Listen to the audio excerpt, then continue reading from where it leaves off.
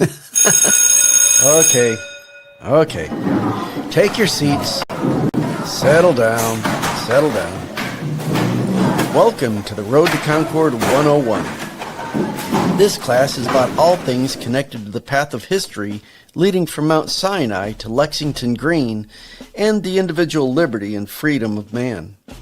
If you're in the wrong place, feel free to get up and go see the registrar's office about dropping this class, preferably before you meet the professor. In the event you do not already know this, your professor is Joe Bakanovic, and he has a bit of a reputation on campus. He is most definitely an acquired taste, but if you can learn to tolerate him, he will make you better at defending your position, whatever it may be. I'm T.A. Charlie. I'm here to help the professor, but more importantly, you. We encourage you to take notes, and if you have questions, feel free to call. If you'd like the number, please email us. You can also post your questions in the comments, and we'll get the professor's attention. Part of my job is to let you know a little bit about your professor.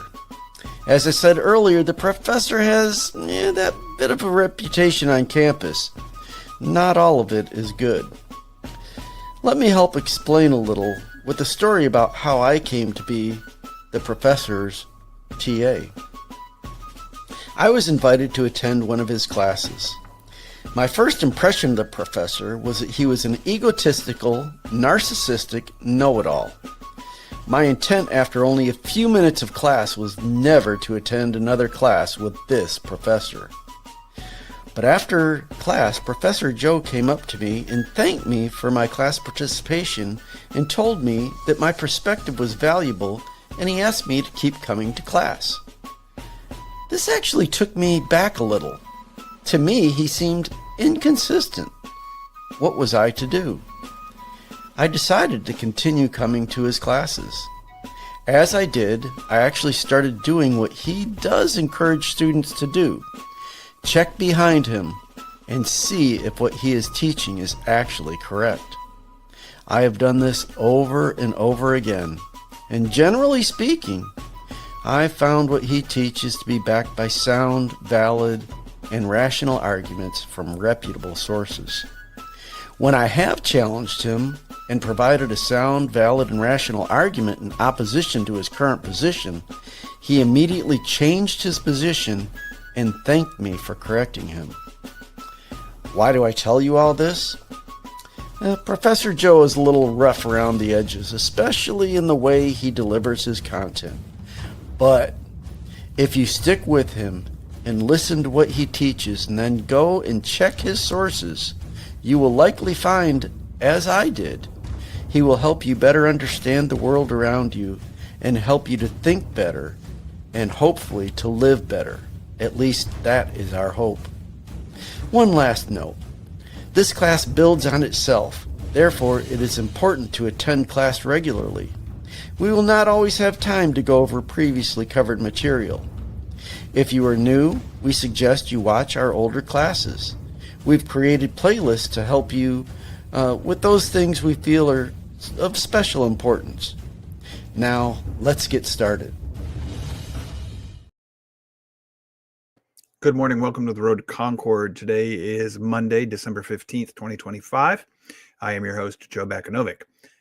Just a programming note. This will be the last week of this year for our live shows. On Friday afternoon, I'll put up a post on the blog page, theroadtoconcord.com, and I'll just give you a dozen and a half or so suggested replays that you can just peruse, click on, watch for your own edification or entertainment while we're on our break. The next live show after this year is over will be 2 weeks from today on January 5th. So that gets that out of the way.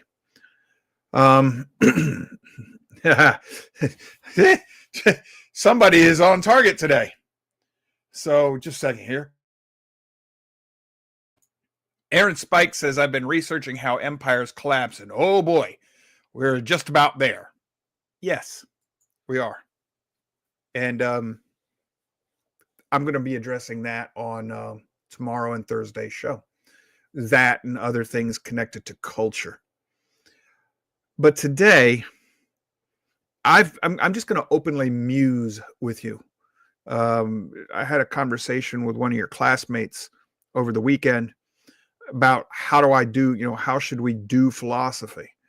We'll cover that when we come back in January. We'll do a class on that. But for right now, I'm just going to demonstrate by doing it. Have y'all ever noticed, and I'm serious about this now. I know this is going to be one of those shows that, oh, you're making my head hurt, Joe. I don't want to be there.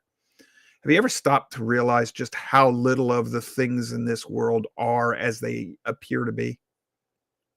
And then have you ever noticed that it's not so much that they're not as they appear to be, it's as we don't want to see them as they truly are.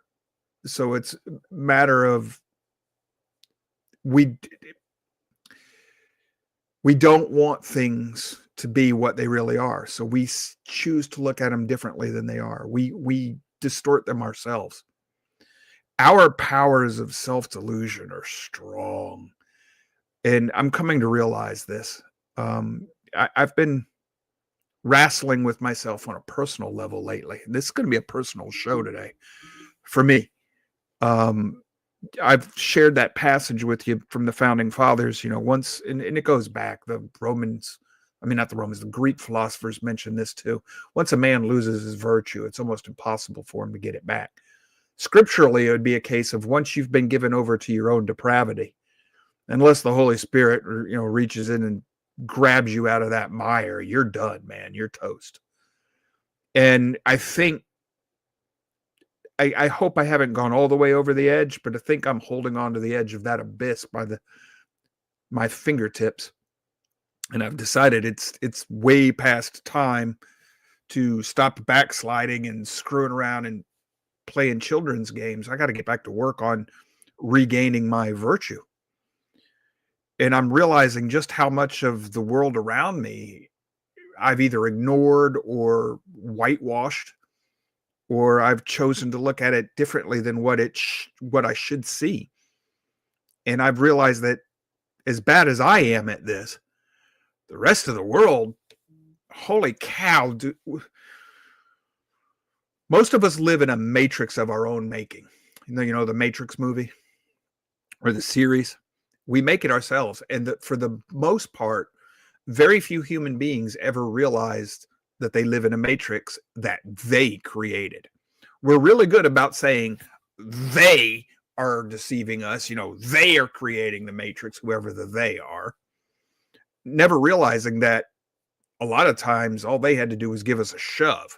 We do all the work for them.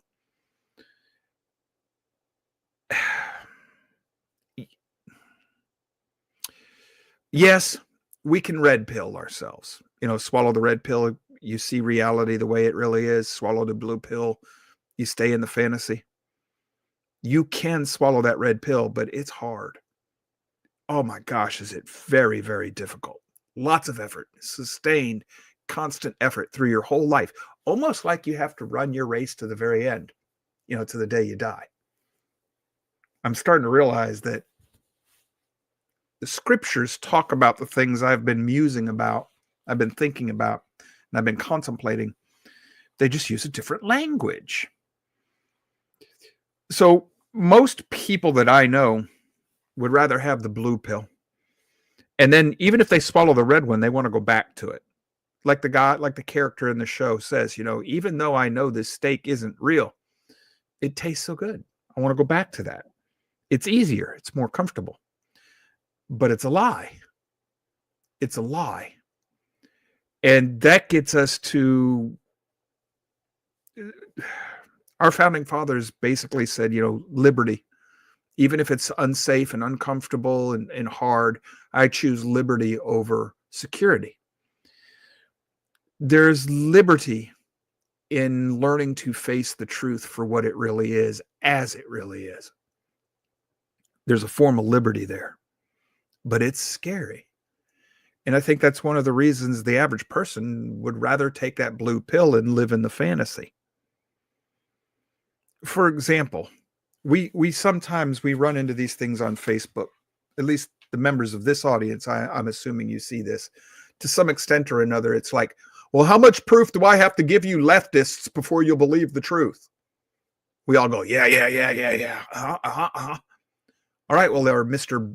GOP bobblehead, how much proof do I have to give you that the Republican Party is not your friend before you believe the truth? What? Yeah, see, you took the blue pill. You just think you took a red pill, but you took a blue one. And, you know, Democrats bad, Republicans good, so therefore I'm a Republican, I'm good. No, Republicans not good. Just as bad as Democrats. It's a uniparty. Evidence is everywhere. How much more evidence do I have to give you before you start accepting the truth? There are people who, when this show first started, were watching us every day. And then they're like, well, Joe's anti-Trump, anti-MAGA. Well, no, I'm not anti-MAGA. And I was never pro-Trump. I was, for lack of a better ship. But they don't watch us anymore. And I see them comment on other shows, and I realized why. I'm preaching the truth as I understand it and see it. And I have reasons to believe what I'm preaching. I give examples upon example upon example over and over and over again. Doesn't seem to affect them. They still believe what they want to believe. And they have no example for their belief.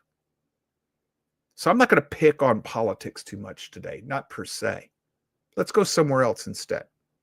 The media, the quote unquote mainstream media. Well, we all know it lies. That's been proven. Except Fox News, Joe. Really? Really? Fox News lies too, folks, just at a more sophisticated and higher level. Because contrary to what the left believes, well, the left's got to be smarter than the right. We've got more college degrees. That's proof that you've been dumbed down, that you're stupider than the right. That don't work for me.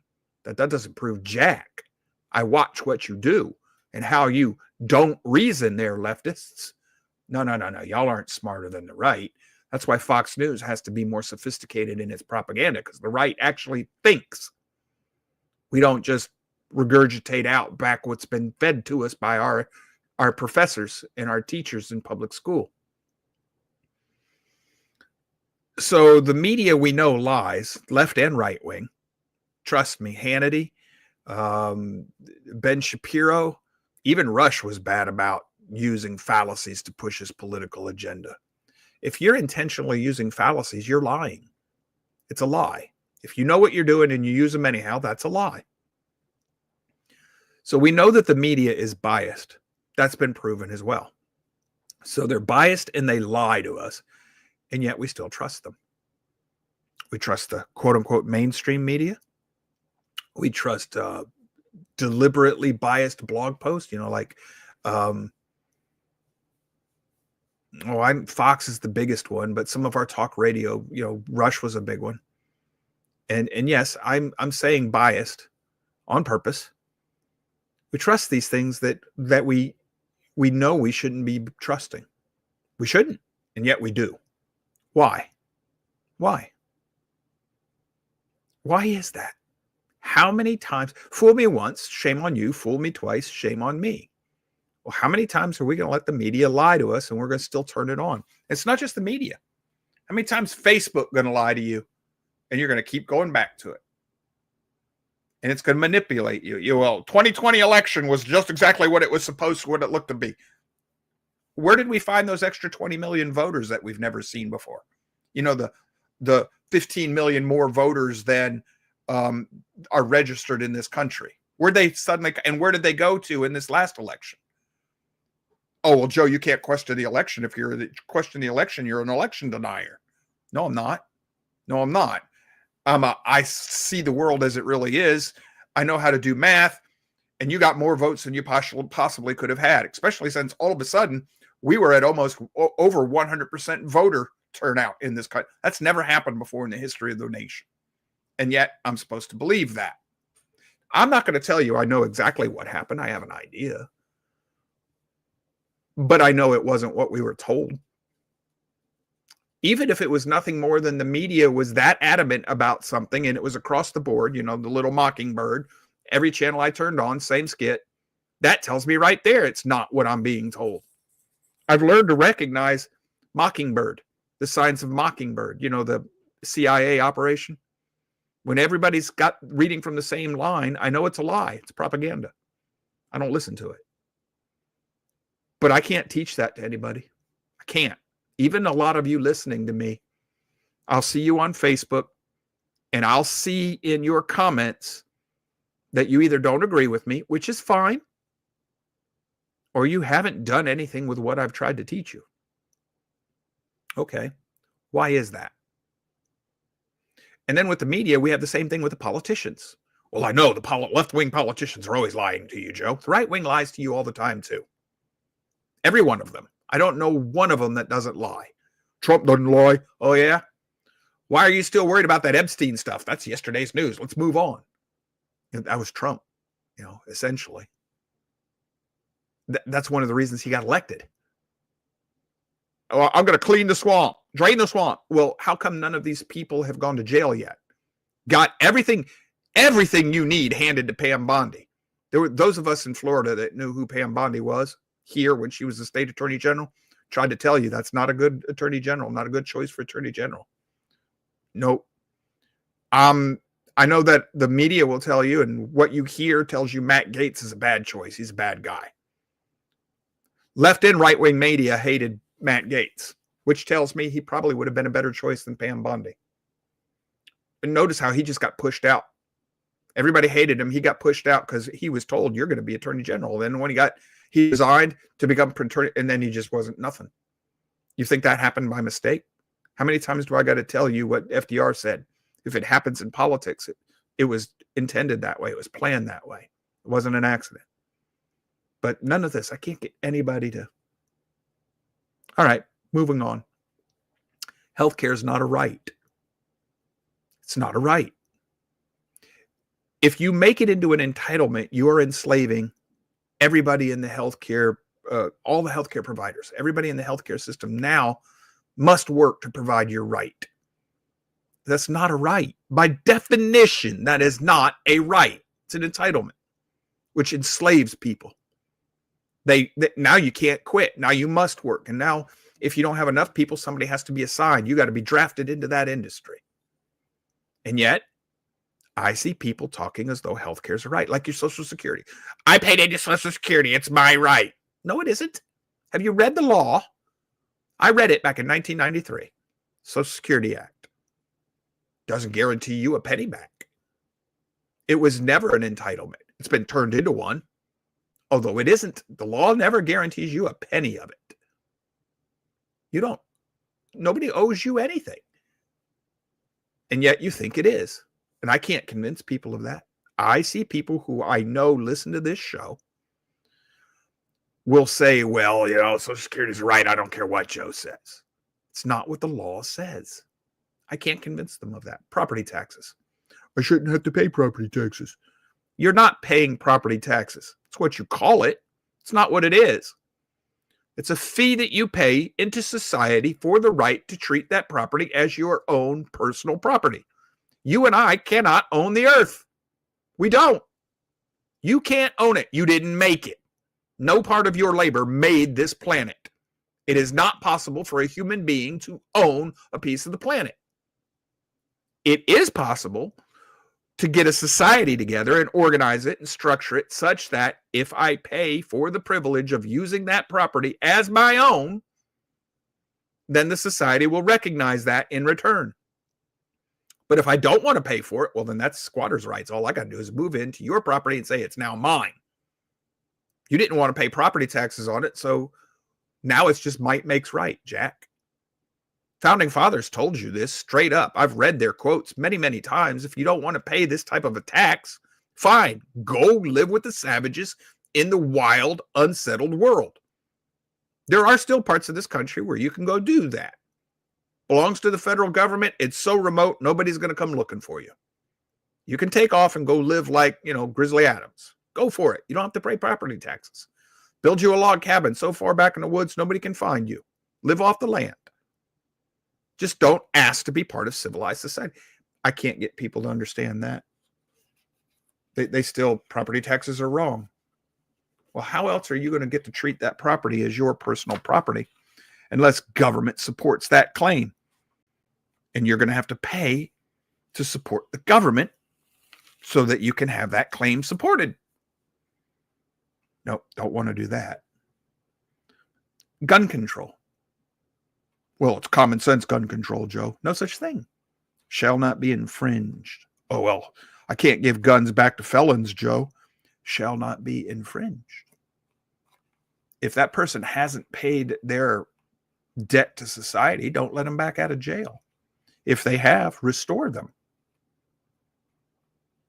and all their rights.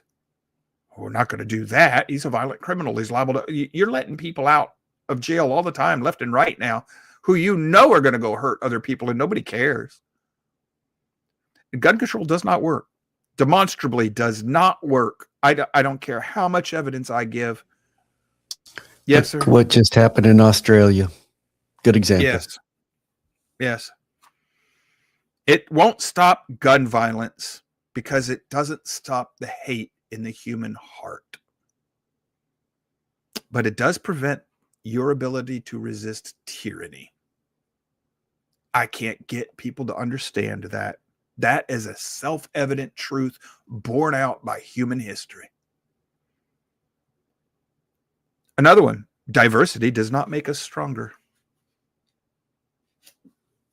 What? It doesn't? Not in the way diversity is pushed in this country. It doesn't. It balkanizes us. If by diversity makes me stronger, then why is it that I cannot be homophobic, Islamophobic, I can't be racist? Wouldn't those things add to our diversity? Well, you can't be that way, Joe. Why not? See, you're not pushing diversity. You're actually pushing the opposite. And I can't get people to see this. And folks, there are, whether you realize it or not, I know there are members of this audience I'm talking to right now. And that'll, if you do realize I'm talking to you, probably make you turn off the show. Which is the point of this particular program today. Another one I can't get people to understand. The rich have not stolen their wealth from the worker. Marx is an idiot. He was just justifying his sloth. He stole from the rich, not the other way around. This idea that, well, you can't get rich without your employees. Want to bet? Want to bet? What do you think the whole stock market's all about?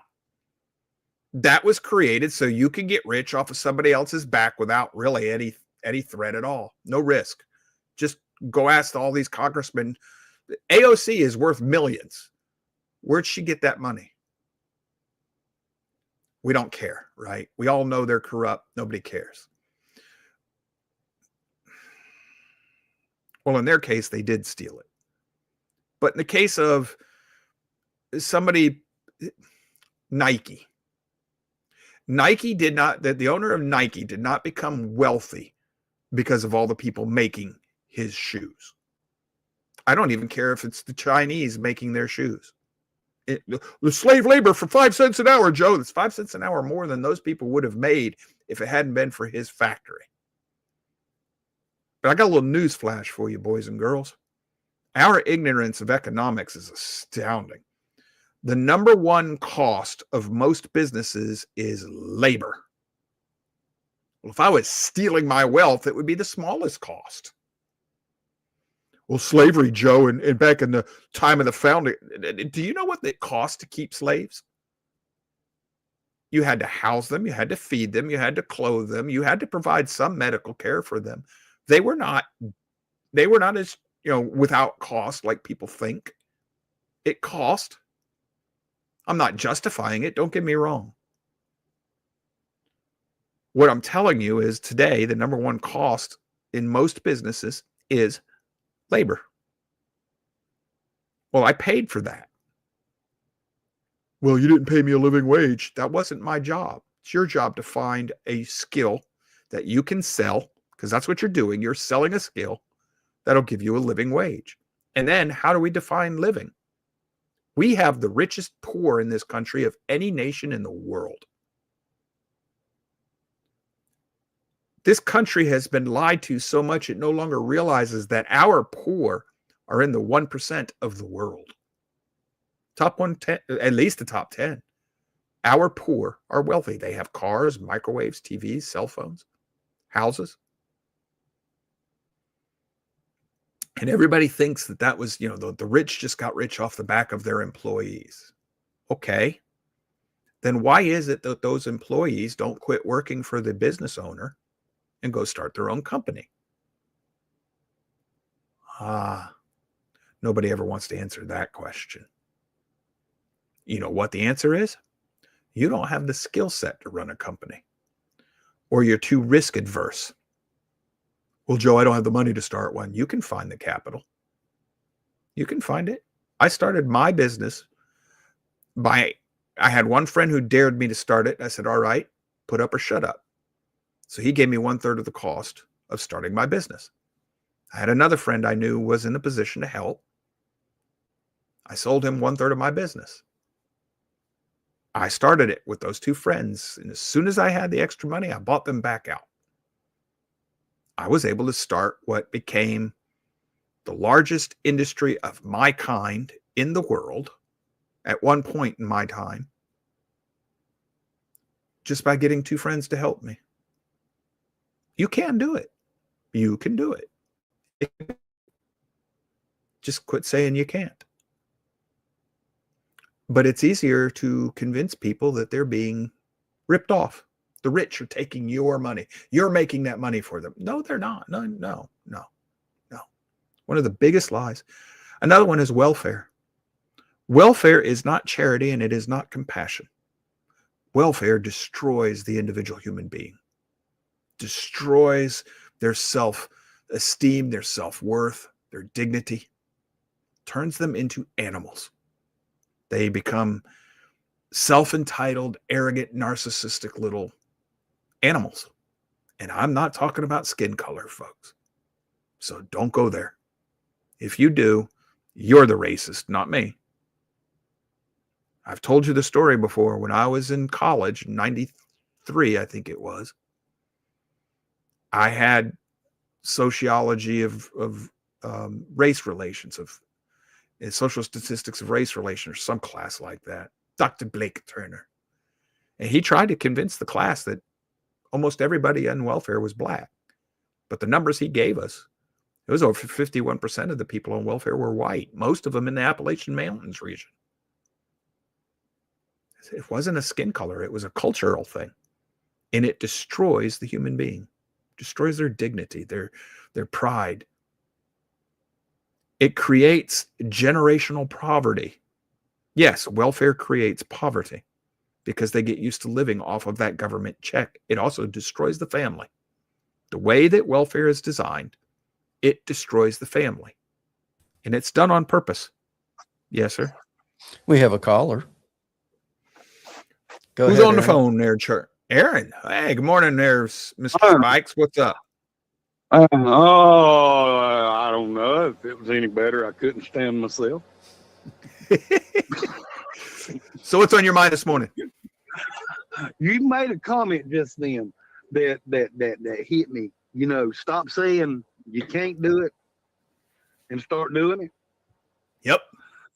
I heard that comment this morning, but it was used in a different sense. It was used sort of, well, he knows we can't live that way. That's why he sent his son, that we wouldn't be able to live that way, the way he wants us to live. Why can't you live that way? A good question. The woman that they brought to him for committing adultery, when it's all said and done and the crowd leaves, what does he tell her to do? Go and sin no more? Yeah. I had to catch what you said just then. Yeah. Okay. I didn't catch everything. Yeah. Go and sin no more. He healed. Right. And he healed a paraplegic. Well, I was going to say he healed a paraplegic at the pool. And you know, when No, the water stirred, and what did he tell that crippled man to do after he healed him? He said, "Quit hey, sinning unless something worse happens to you." what's happened to you? Yeah. Well, it's like I say, the 10 Commandments. Mhm. Why can't we live by those? We They're not hard. You put God Nope. first. God comes first. Yep. The second one, that's likened to the first one, kind of is no idols. You ain't gonna worship the tree or whatever. The third one and the fourth one, they're all easy. You could do them, Yep. and all the rest of them. But our problem is, I also say, why can't you eat clean? They don't want Is to. it so hard not to eat that pig? There you go. You hit the nail on the head. Bam. We don't want to. We ain't got to, because we got Jesus. We got us some Jesus, and that's all we need is us some Jesus. That's what you'll hear. Jesus is my Sabbath rest. I got me some Jesus. I don't need nothing else. Oh, I've heard that one about Jesus is my Sabbath rest a lot, and people don't even understand what that term Sabbath rest means. Yeah, that's right. They don't have a clue. They don't. Well, I sit back and, like I say, I'll talk to myself till I make myself mad.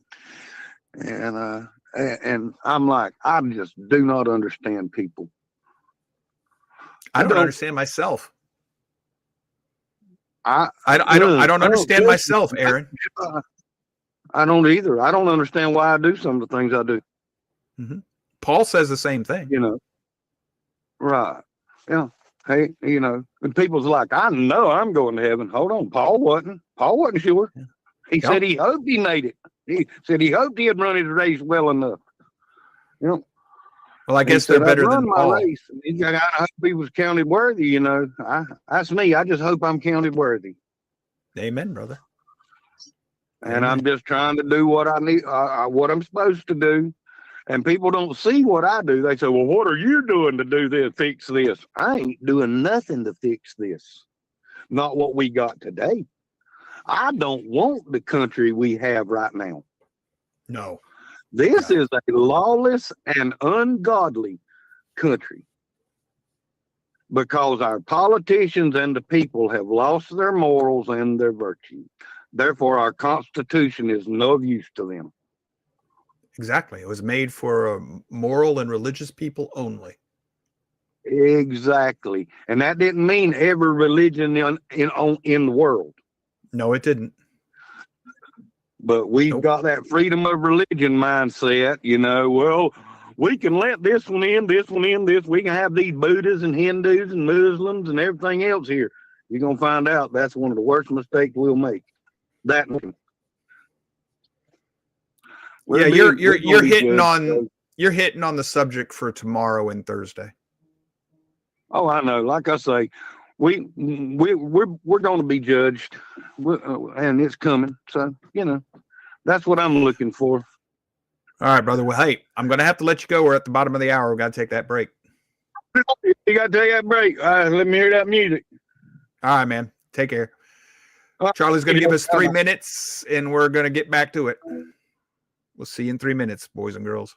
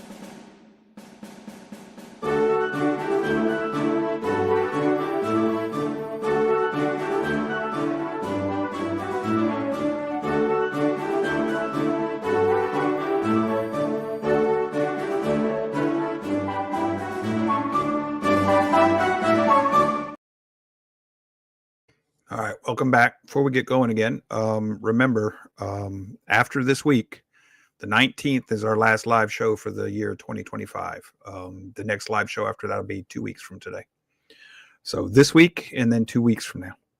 And we also, before we got the call from Aaron, which we did appreciate. Thank you, brother Aaron. I was talking about welfare and how it destroys the family as well as the individual, creates government dependency.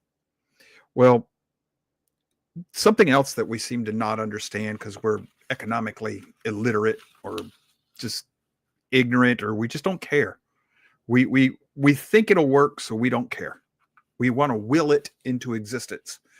But government involvement in anything leads to a known set pattern.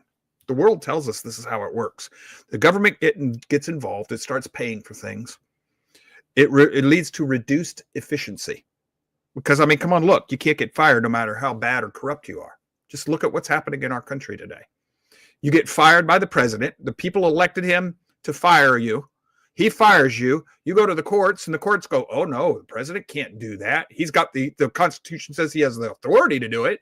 But the court steps in and says, no, you can't fire him. He's a government employee. This is why government unions should be done away with. Because it makes it so that the people can't control their own house. A government union, and if you're part of one and you're angry with me right now, I'm sorry. We negotiate our no, you don't. You negotiate against yourself. Essentially, that's what you're doing. Since you work for the people, you're saying, either pay me a whole bunch of money or I'm going to shoot myself in the head. That's basically what it's doing. And we don't understand any of this stuff. So it reduces efficiency, which then increases demand for something because you don't have to pay for it anymore. Quote unquote, somebody else does. And that increases corruption because now there's a whole bunch of money going around and I'm corrupt, which increases it reduces efficiency further and increases demand. And it's a vicious cycle that raises the cost of everything. And it hides it. It hides all of this. It leads to inflation and nobody sees it. And the purpose is to destroy the middle class, because if I destroy the middle class, I create more welfare workers or dependents and more dependency on the government, which increases more need for the government to spend money, which further reduce. And you're in a death spiral. It's a death spiral. And I can't get people to see this, especially if they're making money off of it. They put their own finances before their own liberty and the benefit and welfare of their children, their family. Which brings us to something I really want to talk about. Secular humanism in all its many forms, socialism, communism, whatever. It's not about equality. Never has been, never will be. It's not about fairness. It's not about justice. It's not. It's about control. It attacks us where we live. It ignores human nature. It ignores history. It ignores culture. It teaches us to hate our own culture, our own history. It teaches us to believe in lies. It preys on envy, greed, hate, laziness. And it promises you something for nothing. It's the blue pill. Swallow the blue pill, they'll take care of you. Womb to the tomb. Rush did preach that. And how many people fall for that over and over and over again?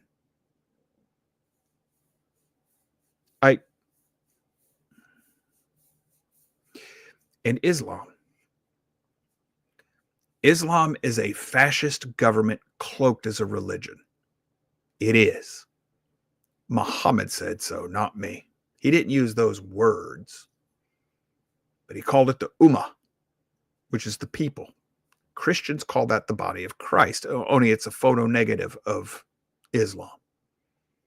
The body of Christ is the kingdom of Yahweh, with the Son, the Prince, as the leader of that kingdom. Well, that's a form of government too, folks. That's the idyllic, perfect government. We can't run it here on earth because we live in a fallen world. It'll only be run perfectly when everything is remade. I don't want to get into this discussion right now. Excuse me, because It'll cause a lot of Christians a heartache, but the idea that, when the Messiah returns, we're going to have the perfect kingdom. There'll be no sin or anything else. How do you have a perfect sinless kingdom in a world that hasn't been remade? The world has still fallen, sin still lives in it. And yet somehow or another, when the Son returns, we'll have a millennia of where the believers live perfectly sinless lives. That's not what the scriptures teach. I can't get people to see that either. Fascism is a religion, according to Deltros. Yes, it's the religion of the state. Yes, it is. When you're looking at it that way. Form and function defining, not the word. Yes. Well, Islam attacks, and it feeds on envy, greed, hate, and fear. It pushes all of the negative emotions that the scriptures tell me are the enemy. It pushes the dark side according to the Star Wars lore. And I'm not allowed to call it by its name in this country, or I'm a quote-unquote Islamophobe. The Rainbow Jihad is pretty much the same way too. It teaches nihilism and destruction, confusion, disorder.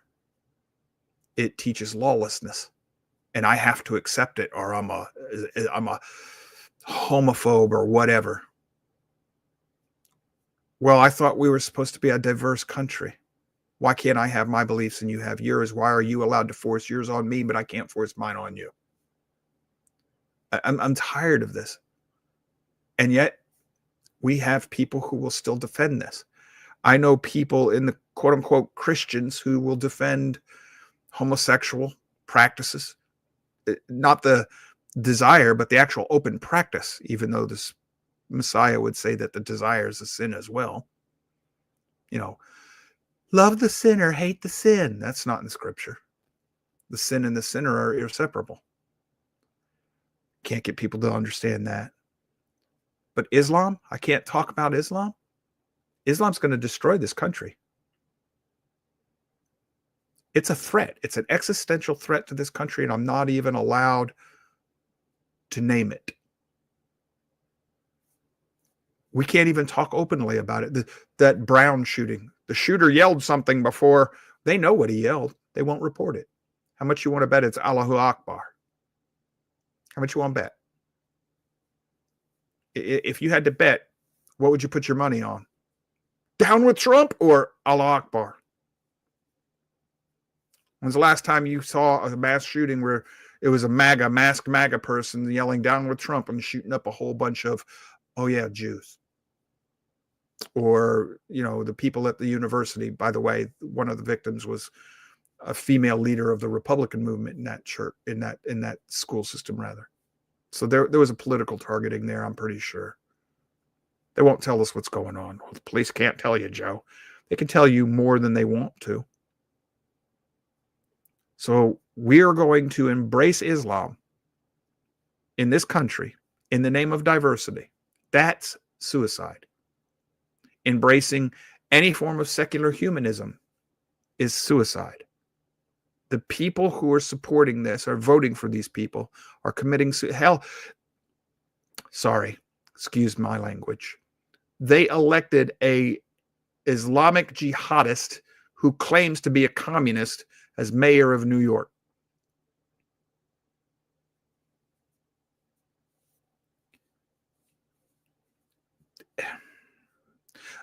Stuck on stupid comes to mind. And it's our fault, each and every one of us. It's our fault. If this is a quote unquote free and self-governing country, we have to stop this. And you have to realize at some point that voting for the Republicans has not done anything in 100 years. Hasn't stopped any of this, hasn't reversed any of this, hasn't gained ground back. You keep giving the Republicans the House, Senate, and White House, and they act more left-wing than the left does. You're not voting your way out of this. And if you don't want to have to shoot your way out of this, you had better do like they do in other parts of the world. Take to the streets and flat out scare the bejeebers out of them. Oh, well, that's too hard, Joe, or that's too dangerous, or I can't afford the time off of work. You know, who can fight the beast, Joe? Fine. Go home, sit down, shut up. Quit watching talk radio, talk programs like this. Quit. Just quit. Twiddle your fingers. Get used to the chains that bind you. Kiss the hand of your masters. I'm going to forget you were ever calling yourself my countryman. Because if we're not willing to bleed, we don't deserve to be free. I don't want to hear the talk out of anybody anymore that's not willing to do something about it. And I'm going to start, but I have to start with me first. I've got to purge myself. I've gotten too soft. I've gotten away from my moral pinnings, my faith. I've gotten away from everything that made me the person I want to be. Well, Joe, you can't perfect yourself. I didn't say I'm trying to perfect myself. I'm trying to walk the walk that I talk. Two different things. Another thing. Islamophobia is not racism, and it's not even Islamophobia. Recognizing Islam as a violent religion and a mixing of state and church and state. It's a violent governmental form of government cloaked as a religion. Recognizing that is true, historically accurate, true by Muhammad's own words. That's not racism. It's a religion. It's got nothing to do with race. People of all skin color can be Muslim. It's culture. It's culture. And not all cultures are equal. And I'm tired of people telling me that they're all equal in their own way. No, they're not. Just like your opinion is not equal to mine. Most of the time, other people's opinion, and I don't necessarily mean you in this case, but I might. Just because we have individual opinions, it doesn't make our opinion valid. You can have an opinion that the earth is flat. I got a little news flash for you. Your opinion's wrong. You can have the opinion that the earth is the center of the universe. That one might actually be supportable mathematically. There's only one or two little problems that they have to solve to figure that one out mathematically. But then that would change or alter what we think we know about the nature of the universe, wouldn't it? Well, the Hubble telescope's already done that. You know, science. But there are other opinions that people have, like, well, you're a racist if you don't like Islam. Well, that's your opinion, but it's wrong. Factually wrong, objectively wrong, therefore invalid. And I'm tired of being told that I have to respect somebody else's opinion just because they have one. It can be wrong. Not just wrong in my opinion, it can be wrong as a matter of reality, objective reality. Just what gets us to moral relativism. That's another lie. Well, what's right for this people, it might not be right for that culture. That's culture. That's not morality. That's culture.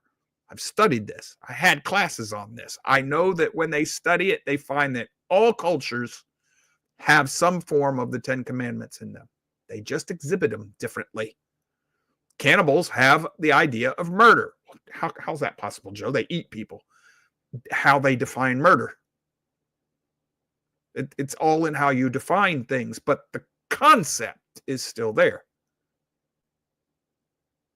And in this case, it's not defined like we were talking about the other day with definitions. It's how they explain it, how they describe it. And usually the different cultures are divergence of the universal. And that's the point. Morality either has to be universal or it doesn't exist. I've argued that before.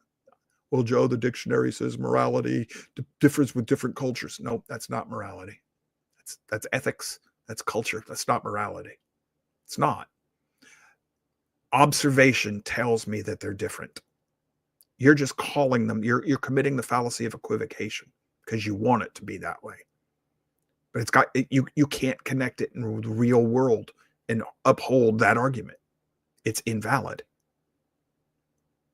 It's not rational. It's not sound.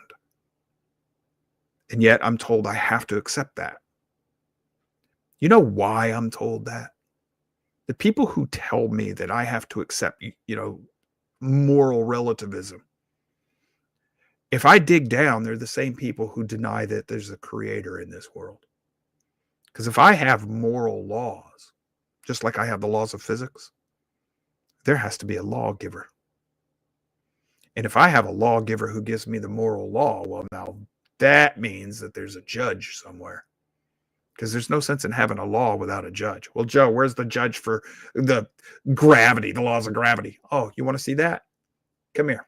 We're going to go to the top of the Empire State Building, and you're going to jump.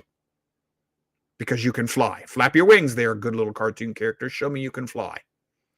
The judge is going to smack you down at the bottom of the ground, and I will scrape you up and throw you in the trash can when you're done. The judge is reality. In the case of the laws of physics, natural law, the judge is reality. So when we think that we can just keep deficit spending without any problems, the judge is reality. That's why we have inflation. This is why the middle class is being destroyed. This is why our politicians are so rich, because they're corrupt. That's the judge, the decay of the country. And it wasn't the spending.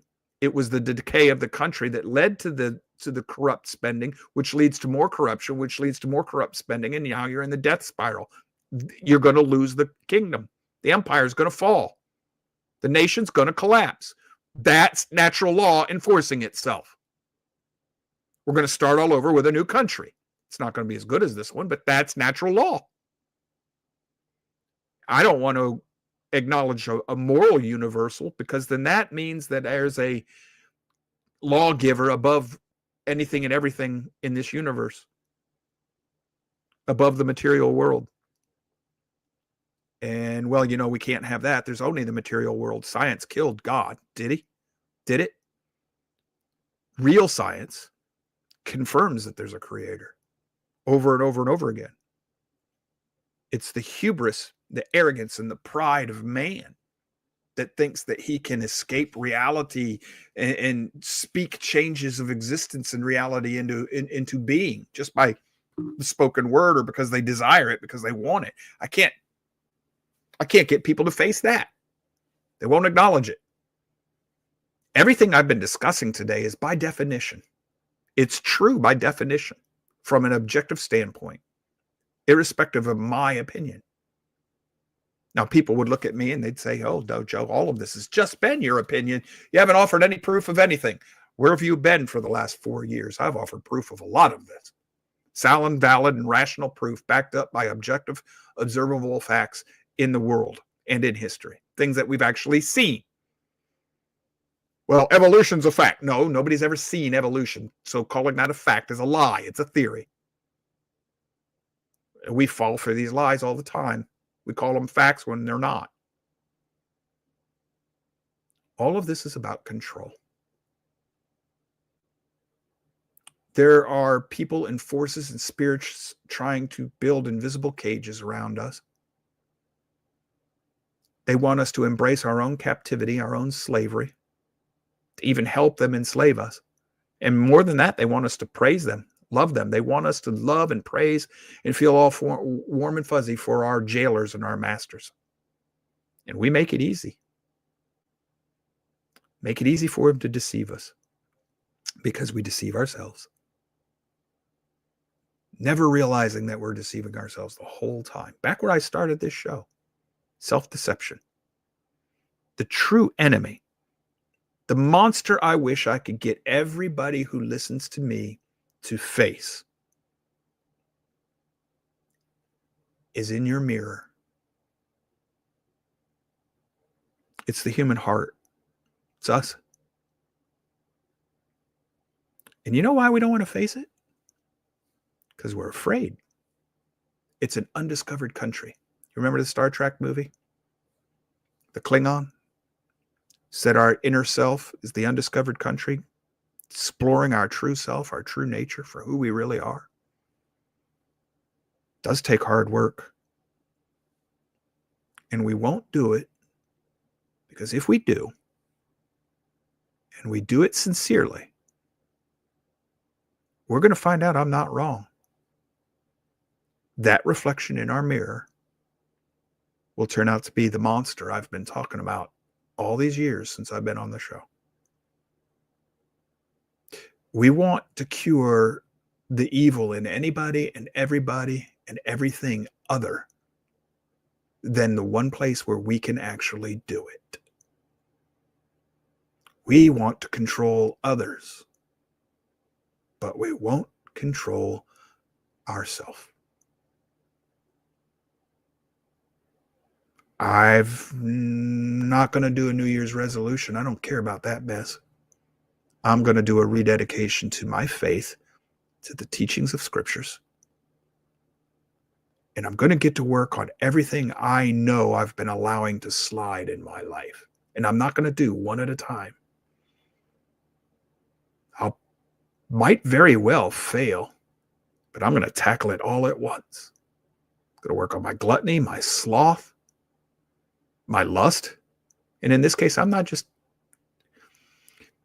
lust in a sexual sense. I used to think that was the problem, but I've realized that's not lust for knowledge, lust for control, lust for food, lust for other material things, lust for the world.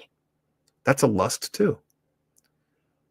I've been digging down into the nature of all these things that I have problems with.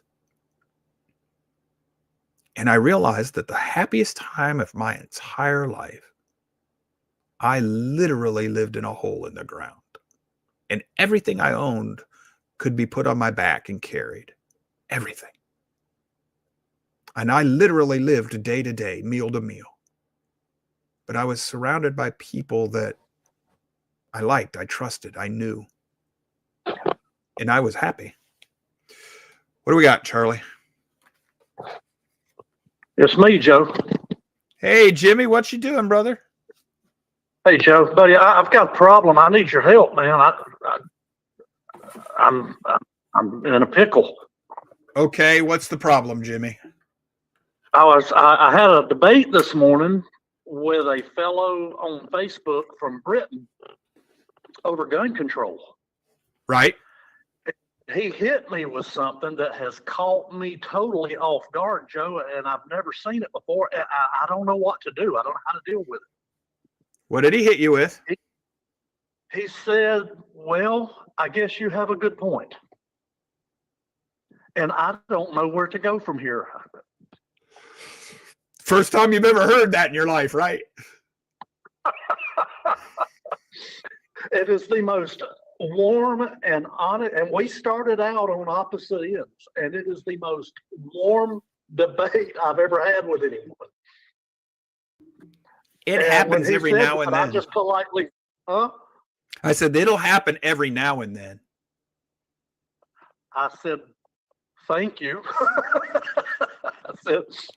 I said, I'm always looking for the truth, and I put the capital T, and not a fight. And that's how we parted ways. You encountered an intellectually honest individual. Yes, I did. That person is more red-pilled than most folks who think they are red-pilled. He may not agree with you, but he's willing to consider your point without feeling he has to adopt it. He lives in a country where he has been disarmed. Yes. And he does not have the ability to arm, even if he wishes to. Yep. And there are rape gangs. There are rape gangs actually actively walking the streets of his country, and if they try to do anything about it, his government will put them in jail rather than the rapists. That is where I got him. Because that's what's happening. I initiated the conversation, and the reason I initiated the conversation was because he made the point that in Europe, they've never had to have guns like that. And I pointed out the thing when he finally said that, what I had said in my post before was, it wasn't that they have never had to, it is that enough of them choose not to, and without a Second Amendment, systematically disarming them by law was easier to do much sooner. And I said, I believed that if I were to go over there and locate someone who has been assaulted with an edged weapon or whose loved one has been raped by an Islamist, they may feel quite different than him. And that's when he said, well, you have a good point there. I had that conversation with a couple of good old boys here back in 2020, 2021.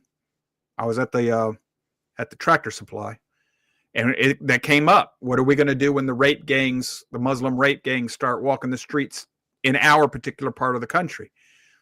And I'm old, fat, and out of shape. My days come and gone. These were younger men in their late 20s, early 30s. And one of them looked at me and said, I don't think that'll be a problem here, sir. And the other one said, nah, we'll just change the thing we're hunting for around here. I understood exactly what those old boys were talking about. We can call it the Kyle Rittenhouse tactic. Yes. But when you think of Kyle Rittenhouse, and I saw that post you made, I think I commented on it. When you think of him, and I'm going to leave you with this, I've got a lot to do today, but remember it was a George Soros DA that tried to put him away for defending himself in the face of a video of him being beat about the head with a skateboard.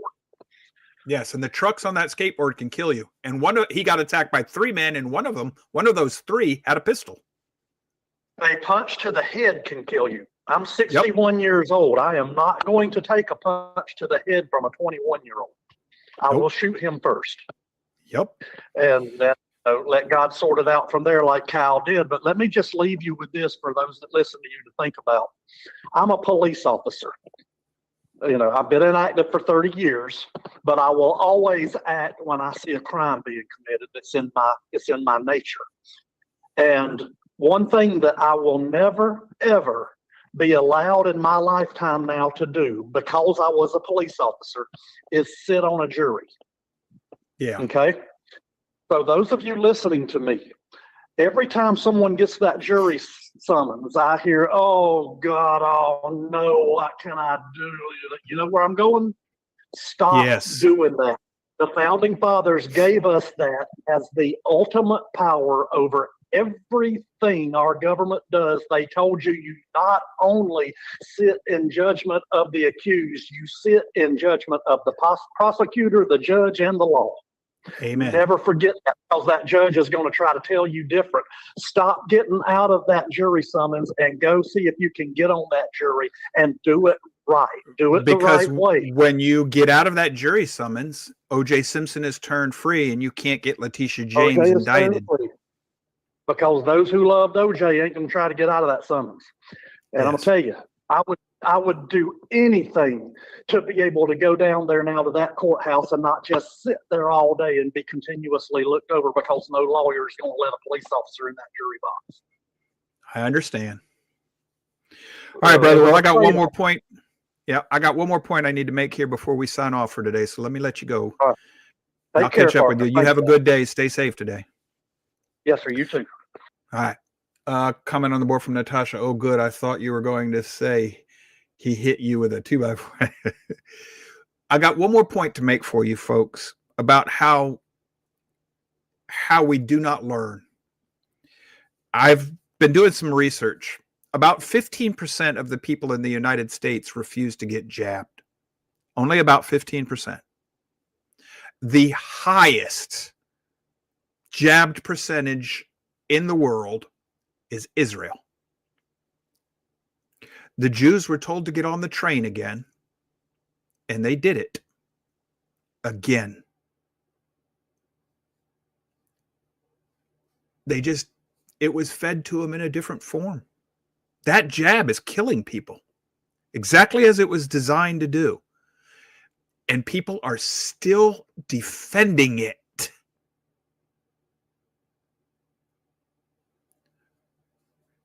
You would think that our Jewish brothers and sisters would have learned the lesson. They didn't learn anything. Human beings are stiff-necked creatures that just never learn. We just never learn.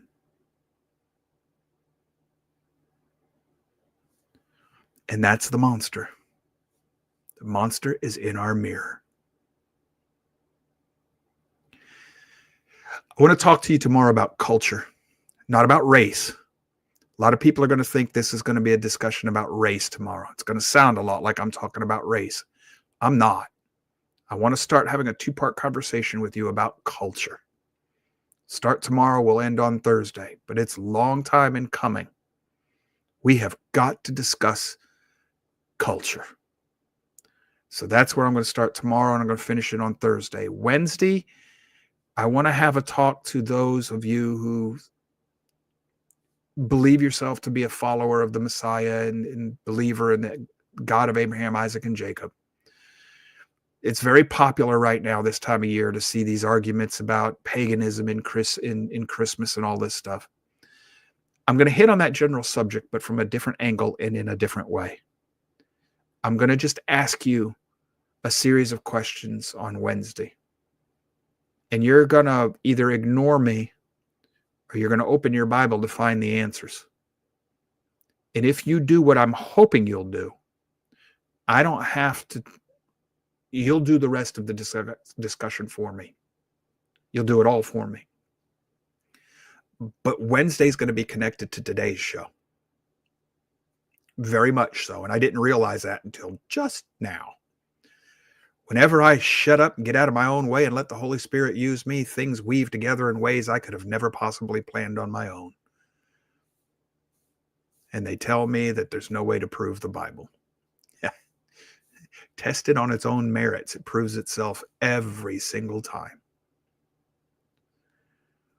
Not the happiest show today.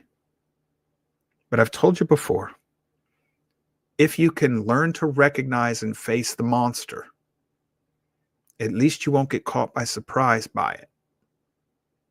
If you can face the monster in your mirror and acknowledge it for what it is,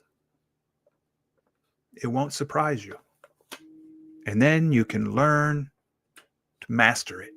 Master yourself. The undiscovered country. And as you learn to control yourself, you're going to find that that's a scriptural teaching. The Bible calls it crucifying yourself every day. You'll be surprised at the effect it has in your life. I've done this once before. Then I went 20 years soft without the discipline. It's going to be tough because I've gotten fat and lazy. I'm going to get it back. Not through my own efforts, but through a faithful reliance on Him who is true. And I'm going to do it by putting my nose in that instruction manual every day until I get back where I need to be, trusting Him instead of myself. I invite you to do the same. That's a decision you have to make for yourself. All right, we're over time. We got to get going. We love each and every one of you. We thank you for being here. If this show benefits you in any way, at the very least, hit the like buttons for us, please. Ring the bells if there are bells there. Share the show. That tells the algorithm that we're doing something that others might enjoy. Helps us spread the show. If we're not doing something that you enjoy, why are you here? If we're doing something we need to change, please email us and let us know. If there's something more you'd like to see us do, email us. Just be specific. Give us ideas as to how to make things better, something that we can go on. We'll respond to it. So until tomorrow, y'all stay safe, take care, and we'll see you then. Shalom.